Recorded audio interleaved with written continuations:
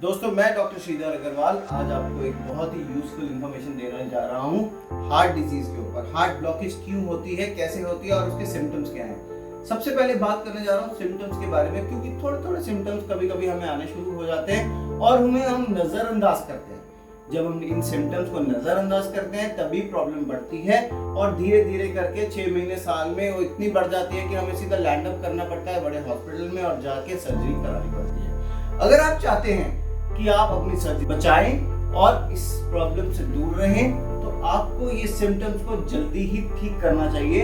अगर ये सिम्टम्स आपके आ रहे हैं, कौन कौन से सिम्टम्स हैं आप देखिए। सबसे पहले समझिए, अगर आपको बात करते हुए या चलते हुए सांस चढ़ता है, सीढ़ियां चढ़ते हुए सांस चढ़ता है, थोड़ा सा ही जॉग करने पे सांस चढ़ता है, तो ये सबसे पहला सिम्टम है हार्ट ब्लॉकेज का दोस्तों। क्योंकि जो रसपानी सिराएं हमारे हार्ट में होती हैं वो जब ज्यादा बोझ नहीं झेल पाती तो सांस चढ़ना शुरू हो जाता है इंसान। तो पहला सिम्टम ब्रेथलेसनेस या सांस चढ़ना। दूसरा सिम्टम रहता है छाती में दर्द रहना। अगर हम थोड़ा ज्यादा चलते हैं तो थोड़ा भागते हैं या सीढ़ियां चढ़ते हैं, ये एक छाती के दर्द का सिम्टम बहुत ही मेजर सिम्टम माना गया है। कई लोगों को खाने के बाद या खाने से पहले भी ये सिम्टम होता है दोस्तों, ये भी इग्नोर नहीं करना। हो सकता है ये गैस की वजह से भी हो, मगर ये हार्ट ब्लॉकेज की वजह से होता है। जनरली लोग इसको गैस की वजह लेके इसको इग्नोर कर लेते हैं, मगर आप ये ना इग्नोर करें। डेफिनेटली आपको किसी आयुर्वेदिक डॉक्टर या डॉक्टर के पास जाके इसको दिखाना चाहिए और इस सिम्टम का कारण जानने की कोशिश करनी चाहिए।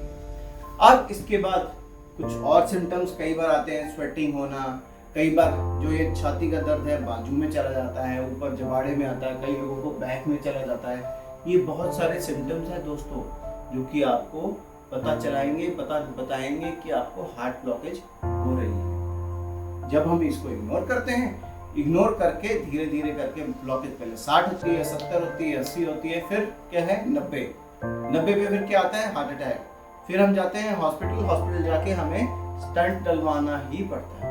अगर आप चाहते हैं इस सिचुएशन से बाहर आना और इस सिचुएशन में कभी ना गिरे तो इन चीजों का ध्यान रखिए। इसके साथ साथ कारण क्या है?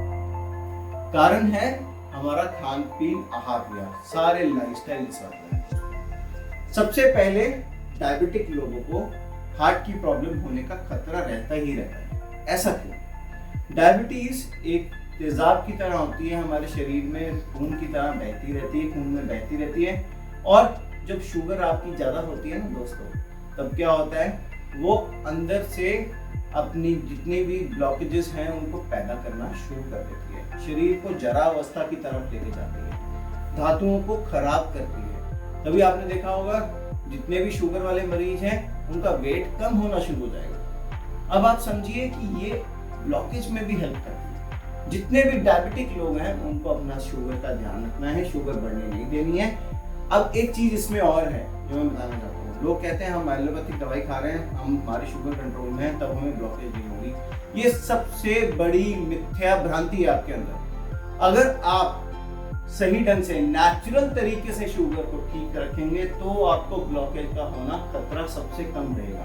आप एलोपैथिक मेडिसिन खाते रहिए, मुझे कोई प्रॉब्लम नहीं है, मगर साथ में सैर करना शुरू करिए। कुछ जड़ी बूटियां नेचुरली बहुत ज़्यादा अवेलेबल है, बहुत सारी हमारी अदर वीडियोस में भी मैंने बताई हैं, आप वो देख सकते हैं। हमारे चैनल को नीचे जाकर सब्सक्राइब करिए। चैनल के नीचे आपको बहुत सारी चीज़ें और मिलेंगी। शुगर डायबिटीज़ के ऊपर बहुत सारे लेक्चर्स मैंने पहले भी दिए हैं, बहुत सारी जड़ी बूटियों के बारे में बताया है जो कि आपकी इंसुलिन रेजिस्टेंस और शुगर को कम कर सकती है और साथ में आपका हार्ट डिजीज का रिस्क भी कम कर देती है। तो ये चीज समझने वाली जरूरत है। ये नहीं है कि आपकी शुगर बढ़ रही है और आप जितने ज्यादा सॉल्ट शुगर के बढ़ाते रहे। पहले हम एक सॉल्ट खाते हैं मेटफॉर्मिन, फिर दूसरा सॉल्ट खाते हैं, फिर तीसरा, फिर चौथा, फिर लास्ट में क्या आता है, इंसुलिन खान दे देते हैं डॉक्टर्स। तो ये क्या है दोस्तों? और उसके बाद फिर हार्ट ब्लॉकेज भी होने का खतरा या फिर किडनी डिजीज होने का खतरा हो जाता है। तो आपको ध्यान रखना है, आपको शुगर को कंट्रोल रखना है आयुर्वेदिक तरीके से या नेचुरल तरीके से कंट्रोल रखें। जिन लोगों को अभी शुगर डिटेक्ट हुई ही है वो शुगर की दवाई ना खा के सबसे पहले अपना शुगर लेवल को कंट्रोल करने के लिए परहेज करें, वॉक करें, मीठा खाना बंद करें। ये सबसे बढ़िया तरीका है इसको कंट्रोल करने का, ठीक रखने का। सारी उम्र दवाई खाना आसान नहीं है दोस्तों, याद रखिएगा। जिस भी डॉक्टर ने आपको दवाई लिख के दी उससे पूछना जरूर कि कितने साल खानी है। ये सच्चाई है दोस्तों, जो कि आपसे लोग छुपा रहे हैं। एक बार ही कह देते हैं कि 10 दिन खाओ, 20 दिन खाओ, फिर देखते हैं, मगर झूठ बोलना गलत है दोस्तों। उनसे पूछो, साफ स्पष्ट पूछो। तब अगर आप परहेज करते हो एक बारी और वॉक करना शुरू करते हो तो इंसुलिन रेजिस्टेंस भी कम होता है और शुगर जो है कंट्रोल होनी शुरू हो जाती है और उससे हार्ट डिजीज का खतरा भी टल जाता है। अब इसके बाद बात करें तो नेक्स्ट है ईटिंग हैबिट्स। आजकल हम क्या खा रहे हैं? Fast food. आजकल हम क्या खा रहे हैं? बर्गर्स। आजकल हम क्या खा रहे हैं? मायोनीज, अलग अलग तरह की फ्राइड चीजें, टिक्कियां। बर्गर के अंदर भी तो टिक्की होती है दोस्तों। तो हर चीज फ्राइड कहाँ जा रही है? आपके पेट में। मैदा कहाँ जा रहा है? पेट में। मेटाबोलाइज होता है धीरे धीरे करके, क्या बनाता है? कोलेस्ट्रॉल। कोलेस्ट्रॉल एक सबसे बड़ा कारक है हार्ट ब्लॉकेज के होने। तो आपको ये समझना है कि आपको अपना जीवन सही तरीके से जीना है, तो फास्ट फूड के दायरे में नहीं आना है।